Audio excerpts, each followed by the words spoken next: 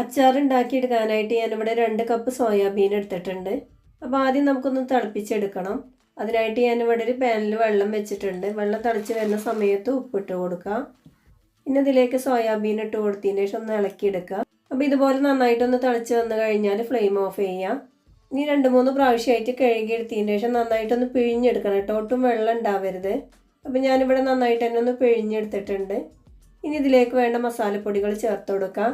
1/2 teaspoon മഞ്ഞൾപ്പൊടി, 1 teaspoon മുളക് പൊടി, 1 ടീസ്പൂൺ ഉപ്പും ചേർത്തിട്ട് നന്നായിട്ട് തന്നെ ഒന്ന് മിക്സ് ചെയ്തെടുക്കാം. ഇനി നമുക്കിതൊന്ന് ഫ്രൈ ചെയ്തെടുക്കണം. അതിനായിട്ട് ഞാനിവിടെ ഒരു കടായി അടുപ്പിൽ വെച്ചുകൊണ്ട് തവിട് എണ്ണ ഒഴിച്ചു കൊടുത്തിട്ടുണ്ട്. എണ്ണ നന്നായിട്ട് ചൂടായി വരുന്ന സമയത്ത് സോയാബീൻ എണ്ണയിലിട്ട് കൊടുക്കാം. എന്നിട്ടൊരു മീഡിയം ഫ്ലെയിമിലിട്ടുകൊണ്ട് നന്നായിട്ട് തന്നെ ഒന്ന് ഫ്രൈ ചെയ്തെടുക്കാം.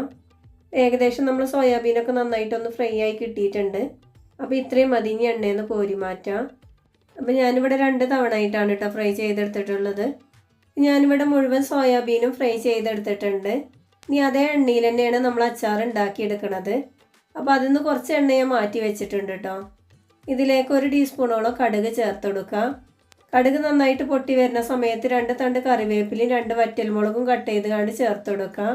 ഇനി ഇതിലേക്ക് ഒരു കഷ്ണം ഇഞ്ചി ചതച്ചതും 1 കുടം വെളുത്തുള്ളി തൊലിയോട് കൂടി ചതച്ചെടുത്തതും ചേർത്ത് കൊടുക്കുക.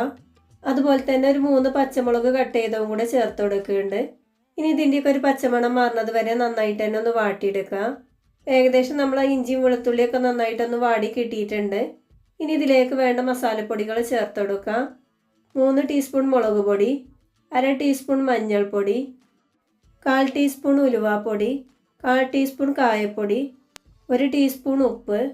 ഇനി പൊടികളേക്ക് ഒരു പച്ചച്ചോവ മാറുന്നത് വരെ നന്നായിട്ട് തന്നെ ഒന്ന് മിക്സ് ചെയ്തെടുക്കാം. ഏകദേശം നമ്മൾ മസാലയൊക്കെ ഒന്ന് റെഡിയായി കിട്ടിയിട്ടുണ്ട്. ഇനി ഇതിലേക്ക് വിനാഗിരി ചേർത്തതിന് ശേഷം നന്നായിട്ട് തന്നെ ഒന്ന് തിളപ്പിച്ചെടുക്കാം. വിനാഗിരിയൊക്കെ നന്നായിട്ടൊന്ന് തിളച്ച് കുറുകി വന്നിട്ടുണ്ട്. ഈ സമയത്ത് നമ്മൾ നേരത്തെ ഫ്രൈ ചെയ്ത് വെച്ച സോയാബീൻ ചേർത്ത് കൊടുക്കാം. ഇതുപോലെ നന്നായിട്ട് തന്നെ ഒന്ന് മിക്സ് ചെയ്തെടുത്തതിന് ശേഷം ഒന്ന് തിളപ്പിച്ചെടുക്കാം. നമ്മൾ അച്ചാറൊക്കെ നന്നായിട്ടൊന്ന് തിളച്ച് കുറുകി വന്നിട്ടുണ്ട്. അപ്പോൾ ഇത്രയും മതി. ഇനി ഫ്ലെയിം ഓഫ് ചെയ്യാം.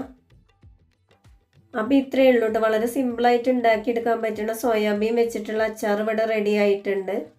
അപ്പോൾ എന്തായാലും എല്ലാവരും ഇതുപോലെ ഒന്ന് ഉണ്ടാക്കിയെടുക്കുന്ന സമയത്ത് നിങ്ങൾക്ക് ഈ റെസിപ്പി ഇഷ്ടപ്പെടുകയാണെന്നുണ്ടെങ്കിൽ നിങ്ങളുടെ അഭിപ്രായങ്ങളൊക്കെ ഒന്ന് കമൻസിലൂടെ അറിയിക്കാൻ മറക്കരുത്.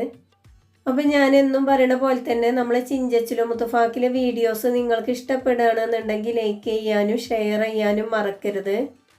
അതുപോലെ തന്നെ നമ്മളെ ചാനൽ ആദ്യമായിട്ട് കാണുന്ന ഒരാളാണെന്നുണ്ടെങ്കിൽ ആ റെഡ് സബ്സ്ക്രൈബ് ബട്ടൺ ഒന്ന് ക്ലിക്ക് ചെയ്തതിന് ശേഷം ബെൽ ബട്ടൺ ഓൾ തന്നെ ക്ലിക്ക് ചെയ്യുക.